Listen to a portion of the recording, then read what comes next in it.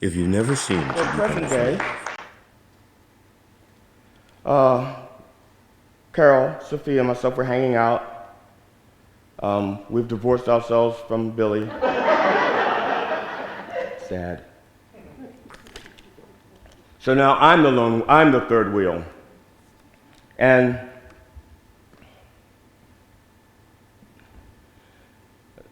Sophia says, I don't know what I'm going to do. I don't know if I'm going to meet anybody else again. I don't know. I don't know.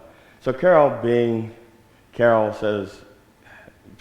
tries to build up her spirits and go, what are you talking about, girl? You're attractive, you're smart, you have a good job, you're nice, you'll find somebody else. Any man would be great to have you. And she's like, Glenn, you date her, right? Okay, I don't know what the right answer is, but I know what all the wrong answers are, and that would be anything I say out my mouth. Sure, I could say, yeah, sure, I date her, then her response would be like, well, how long have you been thinking about that? Or I could say, no, I wouldn't date her, and Carol would say, why are you so cruel? You can't say yes just to make her feel better? Or I could be cute, I could be a comedian and say, oh, sure, maybe before the breast reduction. Okay, again, not a great answer, but I think it's funny. And the least fucked up of a litter of four. Now, I say litter as an homage to my father and what he called my mom when they had disagreements. And see, I know what you're thinking, but I really, really do not condone any man calling his wife Old Yeller. It doesn't matter how light her skin is. Yellow wives matter.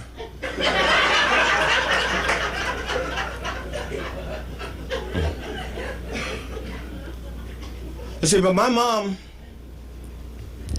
she believed in magic. But she believed in the magic of three little words, I'm your mother. And she thought saying those three little words just made everything better. No matter what your problem was, everything was just better because I'm your mother. So when the rest of the litter was teasing me, calling me ugly, adopted,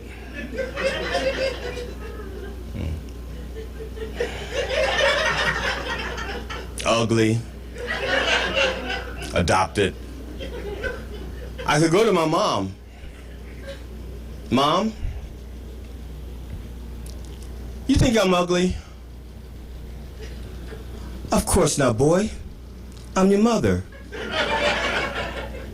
All better. Now, the first time my mom saw me wearing a condom,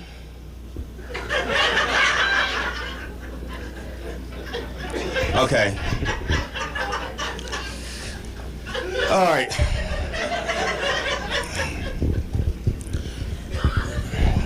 See, what had happened was, my mom was giving me the condom talk, and she walks into the room, and she has a box. And that box, on the outside, says 12 dozen Tahitian color condoms. 12 dozen. Unless you're used to getting your BJs from Costco, no. Unless you're used to getting your condoms from BJ's, Costco, or Sam's Club, you may not know what a gross of condoms look like. I'm here to tell you what a gross of condoms look like. It looks pretty fucking optimistic.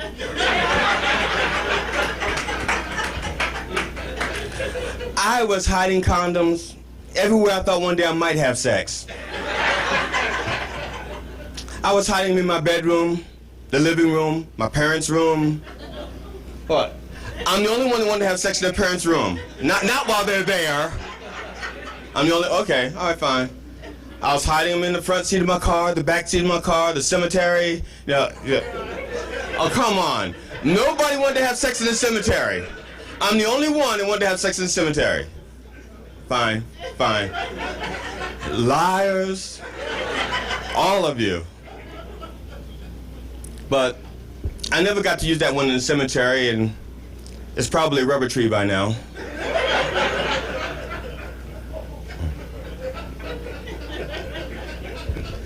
But when my mom gave us that talk, well, gave me the talk, I don't think she talked to my brother, because he had a kid outside of wedlock.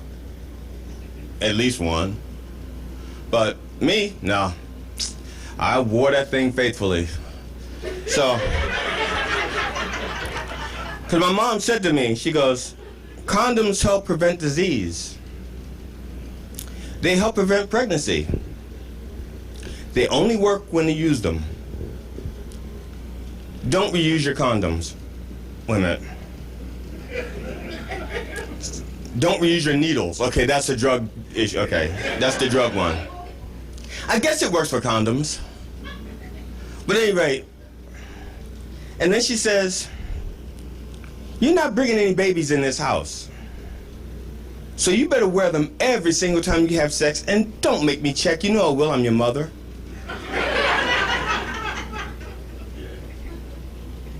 So me and my girlfriend were in my mother's room having sex. My mother knocks on the door. Are you in my room? Don't come in, Mom. Don't come in. Don't come in. Is that Susan in there with you? Who's Susan? Ursula, come back. Oh, Ursula.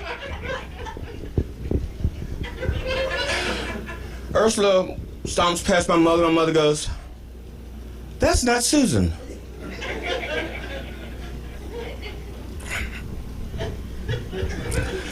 No, ma'am. That's not Susan. Susan and I broke up because she wasn't caring. Remember? At that point, my mother sees me wearing a condom. Now, that's not a Kodak moment. For you young people, Instagram. A Kodak moment is baby's first tooth, baby's first step, baby's first birthday party. But if you're wearing a condom properly, that stops all those other baby firsts. But my mother sees that I'm uncomfortable, and she says, blue, looks good on you.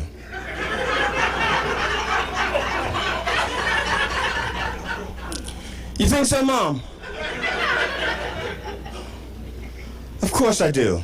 I'm your mother. So, I'm telling my therapist, Dr. Patel, about this.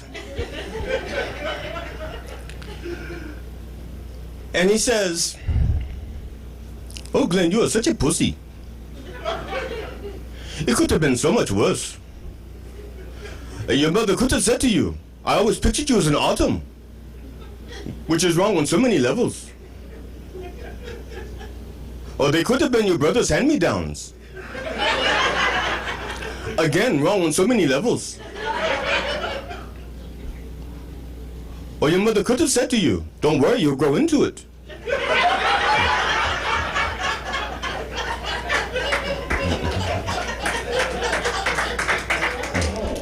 And my wife has like a new best friend, a new skinny little friend. Then I'm going to worry. See, because I know that the deal will be for the two of them to kill me and get rid of the body. And then my wife can kill her little skinny friend by herself. And when the police say to her, Mrs. Fenderson, you have no idea where your husband is? She can look him right in the eye and go, he's probably with that skinny little bitch. For people to think that these animals are being nice is no, they're naive. Well, see, we like to anthropomorphize, sorry, that's my inner city learning coming out. We like to assign human qualities to inhuman things. So we name them, we invite them into our homes, we elect them for president.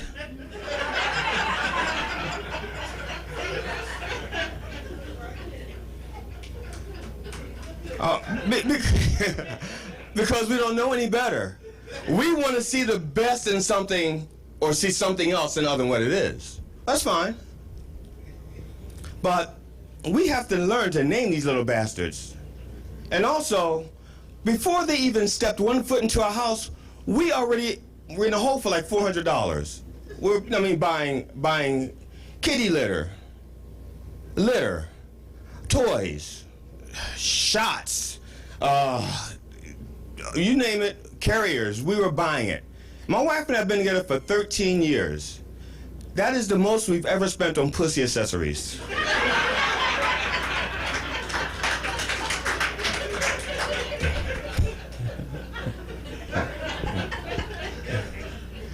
And we still hadn't named them yet. Now, I have a friend of mine, a good friend, one of my best friends, he and his wife got 2 kittens, they were sisters, from the same litter. And they named them from Greek mythology, named them Phoebe and Calliope. And I think that's real cool, except for they're not Greek. I have another friend of mine who I work with, has 2 dogs from the same litter. He named them Thor and Loki. Real cool Norse names. He's not Scandinavian. I wanted to name those cats something from my own culture. Something from black mythology. See, and now most of you are laughing because you got ahead of me. And you're thinking, he's going to name them Unkulu, you know, from the supreme Zulu god. And he's going to name the other one Ogon, from Nigerian lore, the god of iron. And those are 2 very powerful names to give animals who no longer have their balls.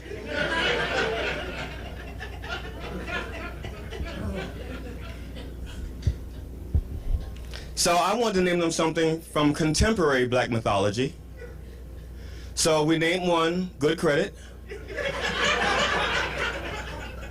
We named the other one Food Stamp. Using a unit of month like Subway has a 12-inch sub, a foot-long sub that's not a foot long.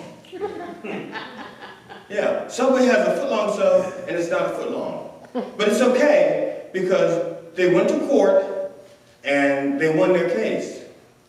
Yeah. Welcome to the new America where there's no such thing as facts anymore, and an alternative facts are an alternative to facts. Okay? This is the new America where it's not important what's real, what's important is what you believe and what you feel. And I believe this is what happened. I believe the CEO of Subway was a man. I believe the jury were all men.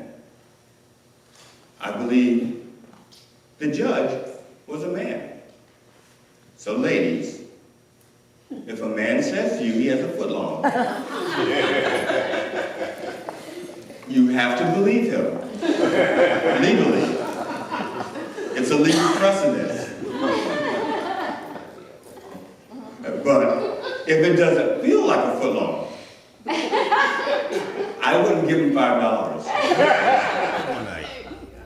Everything is great. Then a couple of weeks ago, Carol gets a phone call. Hi, Carol. Hey, hi, Sophia, what's up? Oh, nothing. Billy and I are getting a divorce.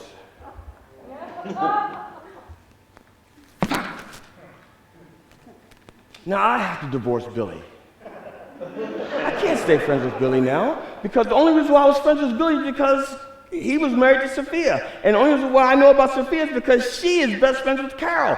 And if Billy and Sophia break up, then Billy and I have to break up, and Carol and Billy have to break up. It's terrible. Look what he did to our relationship. So, the biggest problem with that is that once that happened, Carol began get a little bit suspicious of me. I'm like, what did I do? She goes, did you know he was cheating? I said, no, I didn't know. She says, you two talk all the time. You're so close. I said, yeah, but I didn't know he was cheating. She goes, are you cheating? I said, no. What made you think I was cheating? Well, the two of you are so much alike. And whose idea was it to introduce us? So I get a text from Sophia. And it says, can I call you? I want a man's perspective on this. Like, I don't want to get in the middle of this. You can't text me, no. You will not, no, you can't call me about, ask Carol, because I'll talk to her, sure. So, she calls me. Here's the thing is, she doesn't need my perspective. She already has a man's perspective, her husband. That's a man, and we know what his perspective is. So, she calls. Carol says, put her on speaker. I said, no. It's bad enough that you're going to hear my answers. You don't need to hear her questions, too.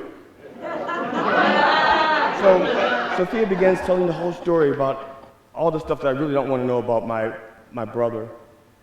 And she says, well, 20 years ago when he first cheated, I went, what now? 20 years ago. And what did you do? Oh, nothing. I thought he'd change. Okay. If you let somebody do something for 20 years, they're not cheating. Those are the rules. Cheating is when you change the rules because you're losing, like an election. That's cheating. She's cheating. She's changing the rules. She let him do something for 20 years. It's like, no. The kittens were on the bed beside us, or between us, and one of them loves to get his belly rubbed. But when he gets his belly rubbed, he gets excited, and he just starts kicking like that. So I'm rubbing his belly. It's a good little food stamp. Yes, it's a good little food stamp. Yes, you are. And he gets really, really excited, and he passes gas. And apparently he'd never heard his own gas before, because he jumped up and ran out the room. And as soon as food stamp jumped out and ran out the room, good credit followed him. So Carol wakes up, say, excuse me. First of all, if she's asleep, who am I saying excuse me to? Am I supposed to wake her up? Honey, what do you want? I farted. Excuse me. Go back to sleep. Where are my manners? Would y'all like to come in? I can have company.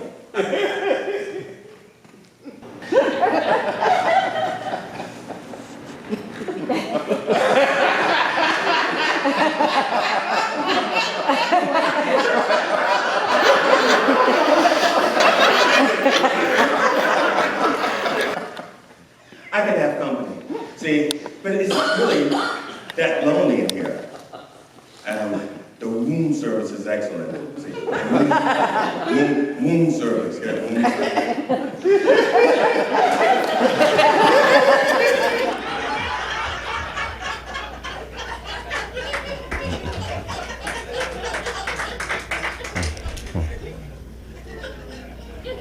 Now, about a month ago, my family was auditioning to be on Family Feud.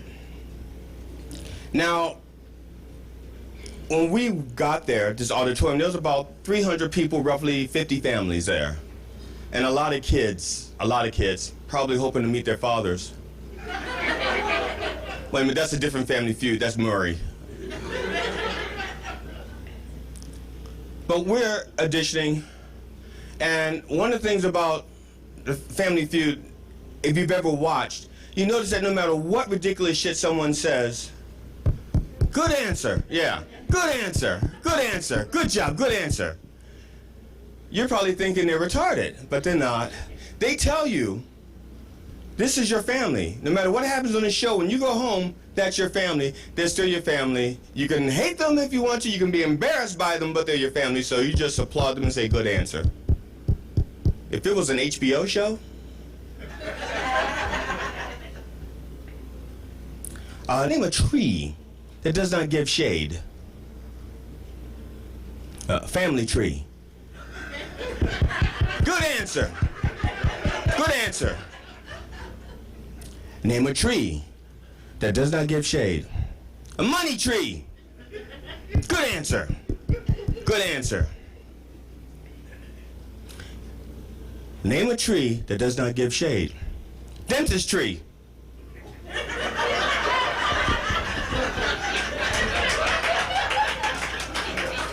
Now, on HBO, what the fuck is... Somebody get Nana the fuck out of here. I told you, don't bring Nana.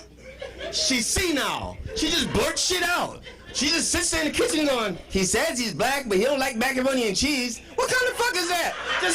You can't have Nana. Name a tree that does not give shade. Cunt tree.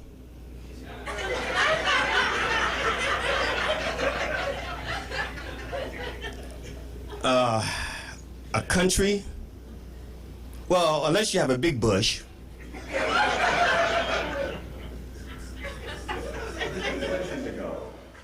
My wife and I were watching television, and the movie that was on was, I can't remember the name of the movie, but the gentleman was lying in bed reading, and the wife comes in naked, and she lays across the bed, and she pretends she's dead, and the husband gets aroused, and they start really having good sex, at least for TV sex, really good AMC with commercials. And my wife says to me, I can do that if you like. I'm like, traps. I said, no. What would you think I want you to play dead like that on a weeknight?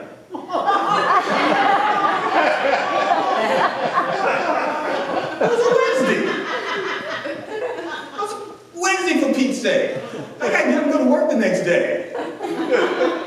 And besides, where was this cooperation 15 years ago when I was still young enough and limber enough to do the things I wanted to do in bed? All of a sudden she's gonna say, anything you want to do in bed, I'm fine with. It's like, yeah, now?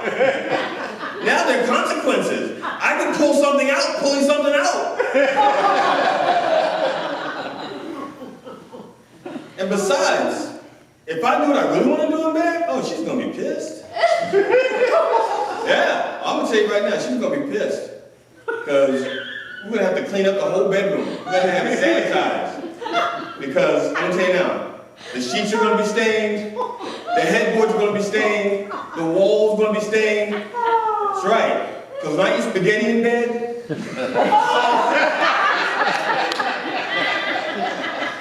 all of them. English language is ruined. I mean, I grew up with sentences and adages and sayings, but now everybody is LOL, SMH, THOT, eggplant winky face. And sentences have lost their beauty. I grew up with a bird in the hand is worth two in the bush. Now they say, what? One in the stink, two in the pink? Now, those sayings are similar, and if you're a clever wordsmith or a cunning linguist, you could probably substitute two in the bush for two in the pink.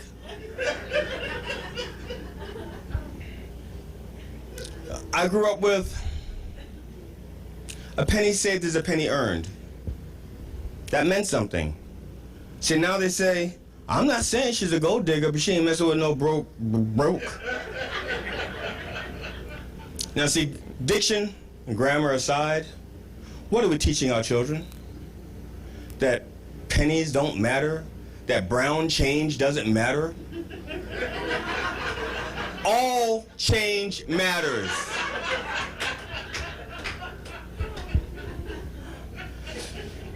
Nickel, please.